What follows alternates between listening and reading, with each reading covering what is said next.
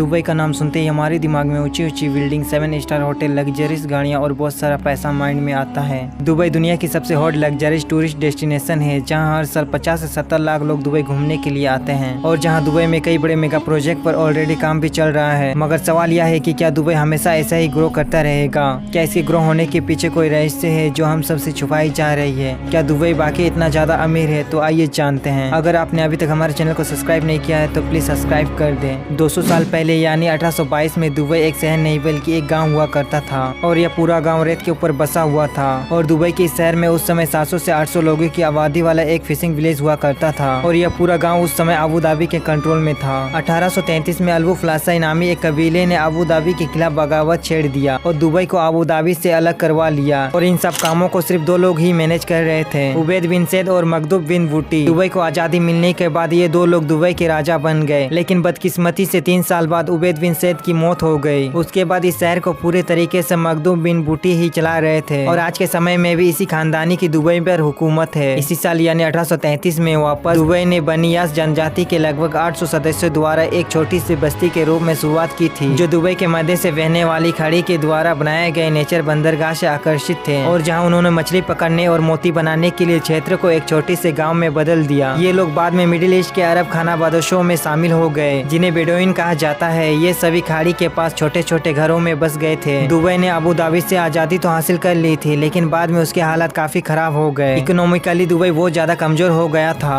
और सिर्फ फिशिंग के जरिए अपना थोड़ा मोड़ा गुजारा कर रहा था। और ऐसे ही साल बीतते बीतते 1852 में ब्रिटेन ने दुबई की सिक्योरिटी की जिम्मेदारी ले ली और दुबई ने तभी से ही अपनी इकोनॉमी पर ध्यान देने लगा। 1901 में दुबई ने फ्री ट्रांसपोर्ट शिप सेंटर बनाया, जहाँ पर कोई भी टैक्स या फिर इम्पोर्ट ड्यूटी नहीं थी। उसके बाद दुबई का यह बंदरगाह काफी ज्यादा मशहूर होने लग गया। 1906 तक इस बंदरगाह से 700 टन का कार्गो शिप बाहर जाने लगा, लेकिन इन सब से भी दुबई को कोई भी मुनाफा नहीं हो रहा था। इसका रीजन था फ्री टैक्स पॉलिसी। 1908 में एक बहुत बड़ा तूफान आया और कई सारे गाँव और कस्बों को तबाह कर दिया और साथ ही इस तूफान के चलते कई लोग मारे गए। इनमें सबसे ज्यादा समुद्र में मछली पकड़ने वाले लोग मारे गए थे और ये वही लोग थे जो दुबई की इकोनॉमी को चलाने में मदद करते थे। लेकिन इस तूफान के चलते दुबई की हालत काफी ज्यादा खराब होने लग गई। इसी बीच 1938 में अमेरिकन कंपनी ने सऊदी अरब में ऑयल की एक बहुत बड़ी रिजर्व को ढूंढ निकाला और जिसके चलते अगले 20 सालों तक सारी दुनिया सऊदी अरब के ऑयल को खोजने और रिसर्च करने में लग गई थी। 1958 में अबू धाबी में ऑयल की एक बहुत बड़ी मात्रा को खोज निकाला गया। उसके बाद दुबई में भी 1966 को ऑयल डिस्कवर कर लिया गया, लेकिन यह काफी ज्यादा कम था, जो कि इस शहर को बदल तो नहीं सकता था। बट ऑयल मिलने के बाद दुबई की इकोनॉमी सुधरने लग गई। 1969 में दुबई में एक बहुत बड़ा एयरपोर्ट भी बनाया गया। वे दुबई में बिजली की लाइन, टेलीफोन सर्विस और ब्रिज को भी धीरे धीरे बनाने लगे थे और इस थोड़े से ऑयल से मिलने वाले पैसे से दुबई ने कई सारे प्रोजेक्ट पर काम भी स्टार्ट कर चुका था। उन्होंने दुनिया भर से कई सारे इंजीनियरों को बुलाया और कई बड़े बड़े बिल्डिंगों को बनाने लगे। 1981 में शेख राशिद की मौत हो गई। अब जो दुबई के अमीर है शेख मोहम्मद बिन राशिद अल मक्तूम, जो शेख राशिद के ही बेटे हैं। आज जो हम दुबई देखते हैं उसे बनाने का आइडिया शेख राशिद का ही था।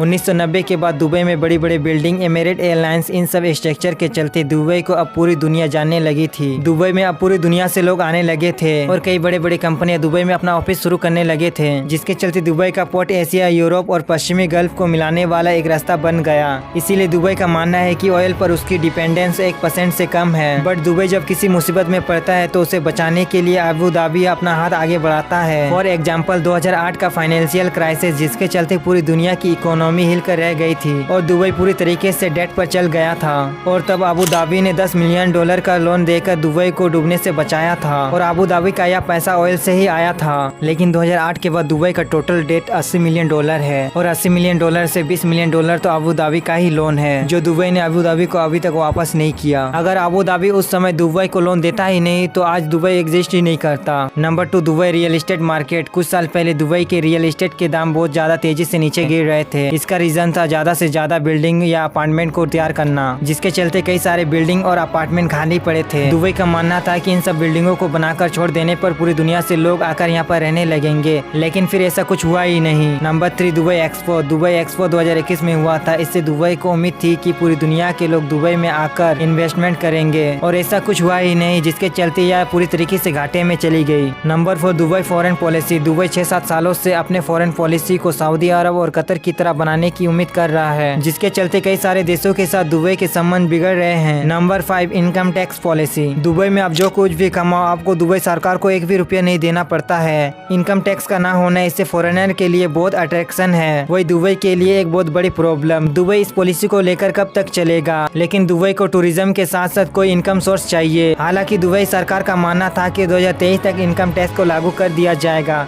लेकिन अभी तक ऐसा कुछ हुआ ही नहीं। यही कुछ कारण है जो कि दुबई के लिए एक समस्या बन सकते हैं। अगर दुबई आने वाले समय में इस समस्या से निपट लेता है तो दुबई आने वाले समय में और भी ज्यादा आगे बढ़ सकता है, नहीं तो दुबई का इन होने से कोई नहीं रोक सकता। आई होप गाइस यह वीडियो आपको अच्छा लगा हो तो हमारे चैनल को प्लीज सब्सक्राइब कर दे और ज्यादा से ज्यादा शेयर कर दे। मिलते हैं नेक्स्ट वीडियो पर। Thanks for watching this video.